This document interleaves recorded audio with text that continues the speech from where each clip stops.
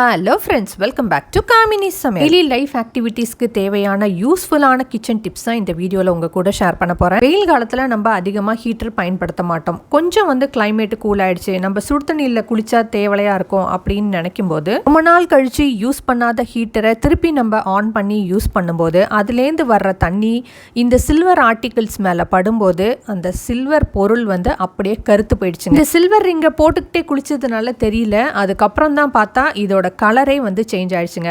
So திருப்பி இதை நம்ம எப்படி ஈஸியாக பழைய ஒரிஜினல் சில்வர் கலருக்கே கொண்டு வரலாம் அப்படின்னு சொல்லி பார்த்தீங்கன்னா, ஒரு பாத்திரத்தை அடுப்பில் வச்சுடுங்க. மோதிரம் மூழ்கிற அளவுக்கு தண்ணியை ஊற்றிடுங்க. 2-3 துண்டு அலுமினியம் ஃபாயிலு, கொஞ்சமாக பேக்கிங் சோடா, இது எல்லாத்தையும் போட்டு கொதிக்க வச்சுட்டு அதே அலுமினியம் ஃபாயிலில் நீங்கள் தேய்ச்சி கழுவி பாருங்கள். மோதிரம் பழையபடி பளபளன்னு ஆகிடும். ட்ரை பண்ணி பாருங்கள். புது வீட்டு கிச்சனில் காக்ரோச் எல்லாம் வரக்கூடாது அப்படின்னு சொல்லி பார்த்து கிச்சன் ஜிங்க்குக்கு கீழே நம்ம போடக்கூடிய அந்த அவுட்லெட் பைப்பை ஒரு காக்ரோச் கிரேட்டிங் உள்ள ஜாலியை தான் செலக்ட் பண்ணி பார்த்து வாங்கி போட்டேங்க. இந்த ஜாலியை போடும்போதே பிளம்பர் சொன்னாங்க, காக்ரோச் வராது, ஆனால் நீங்கள் 2 வாரத்துக்கு ஒரு முறை இதை எடுத்து க்ளீன் பண்ணுறாப்புல இருக்கும் அப்படின்னு சொன்னாங்க. காக்ரோச் வரல தான் உண்மையாகவே, ஆனால் இதை 2 வாரத்துக்கு ஒரு முறை எடுத்து க்ளீன் பண்ணுறதுங்கிறது கொஞ்சம் கஷ்டமான காரியமாக இருந்தது. நம்ம இதை க்ளீன் பண்ணாமல் விட்டுட்டோம் அப்படின்னா அந்த இடம் ஃபுல்லாகவே தண்ணி தேங்கி இருக்குது. இப்போ மாடுலர் கிச்சனுங்கிறதுனால நம்ம எல்லாத்தையும் க்ளோஸ் பண்ணி வைக்கிறதுனால அதை திறந்து பார்க்கவும் முடிய மாட்டேங்குது, தண்ணி சேர்ந்துருச்சா இல்லையா அப்படின்னு சொல்லிட்டு சொல்லுவாங்கள்ல, ஒன்று வேணும்னா இன்னொன்று இழந்து தான் ஆகணும் அப்படின்னு. அந்த மாதிரி கரப்பாம்பூச்சி வராமல் இருக்கணும்னு சொல்லி இந்த கிரேட்டிங் போட்டால் 2 வாரத்துக்கு ஒரு முறை நம்ம கழுவணுங்கிறது கண்டிப்பாக ஆயிடுச்சு. இப்போ ரொம்ப ஃபோர்ஸ்ஃபுல்லாக நம்ம பாத்திரம் விளக்குற லிக்விடெல்லாம் யூஸ் பண்ணி தண்ணி போகும்போது அங்கே நுரையாக அப்படியே ஃபார்மும் ஆகிடுது, தண்ணி ஃபாஸ்ட்டாக போகவும் மாட்டேங்குது. ஸோ ஒன்று நான் கரப்பாம்பூச்சியை விட்டு கொடுக்கணும், இல்லைனா இதை வாரம் க்ளீன் பண்ணணும். ஸோ பார்த்தேன், இந்த காக்ரோச் கிரேட்டிங்கை எடுத்துகிட்டு பழையபடி வெறும் ஜாலியை மட்டும் போட்டு விட்டுட்டேன். இப்போ தண்ணி நல்லா ஃபோர்ஸாக போகுது, எந்த வித அடப்பும் ஏற்படுறதில்ல. லிக்விட் யூஸ் பண்ணும்போது அந்த ஃபோமும் கலெக்ட் ஆகிறதில்ல. ஆனால் நம்ம காக்ரோச் தலைவர் வீடு பூரா சுற்ற ஆரம்பிச்சிட்டார்ல. எந்த புது ட்ரெஸ்ஸையுமே நம்ம வாஷிங் மிஷினில் போட்டோன்னு வச்சுக்கோங்களேன், ஒரு ட்ரெஸ்ஸோட கலரை எல்லா ஒயிட் கலர்லேயும் ஒட்டி நாசமாயிடுங்க. அதனால எப்போவும் நம்ம கொஞ்சம் டார்க் கலர்ஸு ட்ரெஸ் வாங்குகிறோம் புதுசு அப்படிங்கும்போது ஃபஸ்ட்டு வாஷ் நம்ம கையில் வாஷ் பண்ணால் நல்லாயிருக்கும். ஸோ நம்ம தண்ணியில் ஒரு மணி நேரம் ஊற வச்சாவே தெரிஞ்சிடும் துணியிலேருந்து சாயம் போகுதா இல்லையான்னு. இப்போ பார்த்தீங்கன்னா இந்த ட்ரெஸ்ஸில் அப்படியே ரெட்டு கலர் சாயம் வருது. முதல் தடவை துவச்சிட்டு அடுத்த முறை நம்ம வாஷிங் மிஷினில் போட்டாலும் இதே சிவப்பு கலர் எல்லா ட்ரெஸ்லேயும் ஒட்டிக்கும். ஸோ அதுக்கு என்ன பண்ணலாம் அப்படின்னு பார்த்தீங்கன்னா, மொதல் நாள் நைட்டு இந்த துணியை ஒரு பக்கெட் ஃபுல்லாக தண்ணியை பிடிச்சி ஊற வச்சுட்டு ஒரு கைப்பிடி அளவு உப்பையும் போட்டு அப்படியே ஊற வச்சுடுங்க. மறுநாள் காலையில் இந்த தண்ணி அப்படியே எல்லாத்தையும் ஊற்றிட்டு திரும்ப ஒரு நல்ல தண்ணியில் இந்த துணியை அப்படியே அலசி பாருங்கள். உங்களுக்கு அந்த சாயம் கம்ப்ளீட்டாக போயிடும். 2வது முறையும் ஒரு முறை நீங்கள் லைட்டாக கையில் வாஷ் பண்ணிவிட்டு அதுக்கப்புறம் நீங்கள் வாஷிங் மிஷினில் போட்டிங்கன்னா சாயம் ஒட்டாது. இந்த டிப்பை ட்ரை பண்ணி பாருங்கள். அது எப்படிங்க, கடையில் வாங்குகிற பன்னீர் மட்டும் அழகாக ஷேப்பாக இருக்குது, ஆனால் நம்ம வீட்டில் செய்யும்போது மட்டும் அந்த ஷேப்பு வரமாட்டேங்குது அப்படின்னு ஃபீல் பண்ணுறீங்களா? இதுக்காக நம்ம பன்னீர் மேக்கர்லாம் வாங்கணும்னு அவசியம் இல்லை.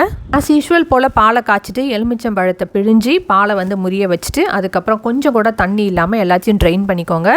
இது போல் உங்ககிட்ட ஒரு ஸ்கொயர் ஷேப்லேயோ இல்லை ரெக்டாங்கிள் ஷேப்லேயோ பாத்திரம் இருந்துச்சுன்னா போதுங்க.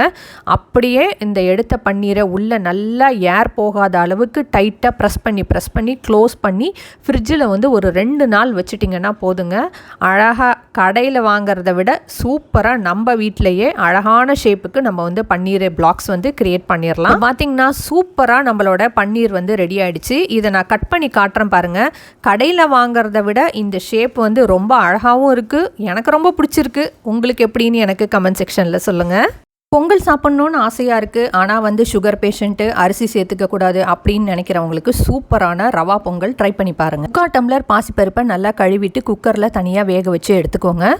ஒரு கடாயில் 1 ஸ்பூன் நெய் விட்டு 1 டம்ளர் அளவுக்கு ரவாவை நல்லா வறுத்துக்கோங்க.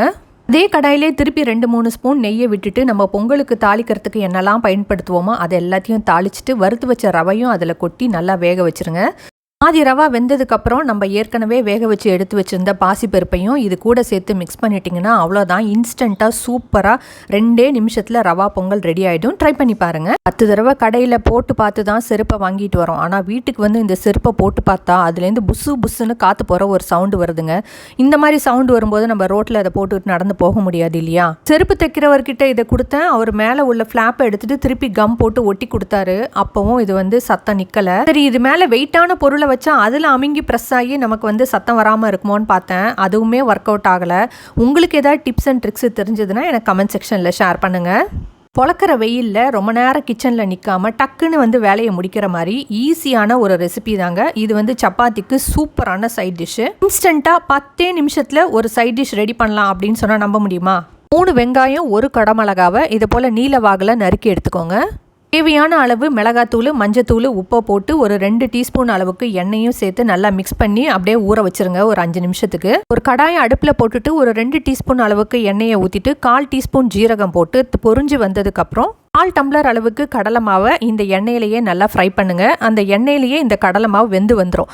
அதுக்கப்புறம் நம்ம ஏற்கனவே மிக்ஸ் பண்ணி வச்சுருக்கோம் இல்லையா, அதையும் இது கூட சேர்த்துட்டு ஒரு 2 டீஸ்பூன் அளவுக்கு தயிரை மட்டும் சேர்த்து மிக்ஸ் பண்ணிங்கன்னா அல்டிமேட்டான ஒரு சைட் டிஷ்ஷு சப்பாத்திக்கு இன்ஸ்டண்ட்டாக ரெடி ஆகிடும். ட்ரை பண்ணி பாருங்கள். சொல்கிற ஒவ்வொரு கமெண்ட்ஸும் தான் எங்களுக்கு பூஸ்டிங்காக இருக்கும். ஸோ கண்டிப்பாக கமெண்ட் பண்ணுங்கள்.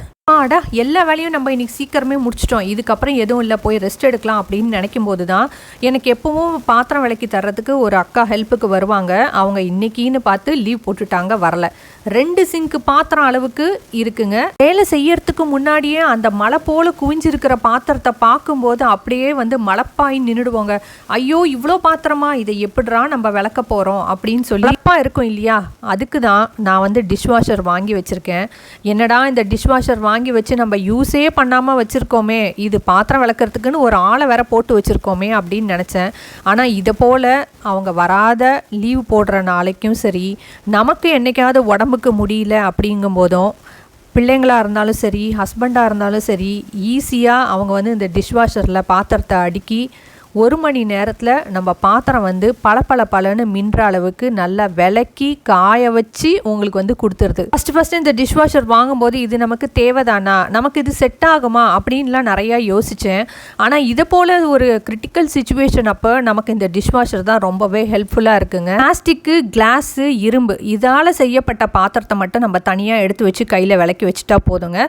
மற்ற ஸ்டீல் பாத்திரம் எதுவாக இருந்தாலும் இதுக்குள்ளே நம்ம வந்து லோட் பண்ணிக்கலாம். அதே போல் பிராஸு, சில்வர் இந்த ஐட்டமும் நம்ம வந்து இதுக்குள்ள லோட் பண்ண முடியாது. நல்ல குவாலிட்டியான பீங்கான் பாத்திரங்கள் இருந்தாலும் இதுக்குள்ள நம்ம வந்து லோட் பண்ணிக்கலாம். நிறைய நம்ம ஸ்டெயின்லெஸ் ஸ்டீல் பாத்திரம் தானே யூஸ் பண்றோம். ஸோ இது எல்லாத்தையும் நம்ம வந்து அடுக்கு தெரிஞ்சுக்கிட்டா போதும். எவ்வளோ பாத்திரம் வேணாலும் இதுக்குள்ள நம்ம அடுக்கிடலாங்க. பால் பாத்திரம், அடி பிடிச்ச கடாயி இதெல்லாம் மட்டும் நம்ம ஒரு முறை தேய்ச்சிட்டு போட்டோம்னா இன்னும் நமக்கு க்ளீன் ஆகி கொடுத்துரும். ஒரு லோடுக்கு மேலே அதிகமாக பாத்திரம் இருந்துச்சுன்னா நீங்கள் ஒரு லோடு போட்டு முடிச்சுட்டு திருப்பி இன்னொரு ஒரு லோடு கூட நம்ம ஃபில் பண்ணிக்கலாம். மாடுலர் கிச்சனில் இருக்கிற கட்லரி யூனிட்லலாம் ஒரு சொட்டு தண்ணி கூட இல்லாமல் நம்ம பாத்திரத்தை வச்சாதான் அதை வந்து நம்ம மெயின்டைன் பண்ண முடியும். டிஷ்வாஷரில் போட்டு விளக்குற பாத்திரத்தை நீங்கள் கண்ணை மூடிட்டு அப்படியே எடுத்து கட்லரி யூனிட்டில் வச்சிடலாங்க. எல்லாமே காஞ்சி ட்ரை ஆகி ஒரு சொட்டு தண்ணி கூட இருக்கிறது இல்லை. பாத்திரமும் ஈஸியாக விளக்கிடுறோம், நம்ம கிச்சனையும் ஈஸியாக மெயின்டைன் பண்ணிக்கலாம். இது போல் ஒரு சுச்சுவேஷனுக்கு நம்ம டிஷ்வாஷரை வந்து தாராளமாக யூஸ் பண்ணிக்கலாம். ஸோ நீங்களும் வாங்கி யூஸ் பண்ணி பாருங்கள்.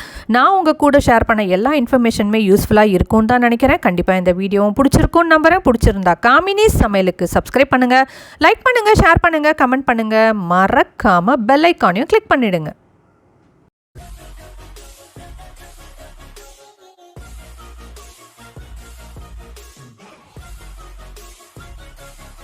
I'm grateful, oh yeah, able, oh yeah, I'm stable.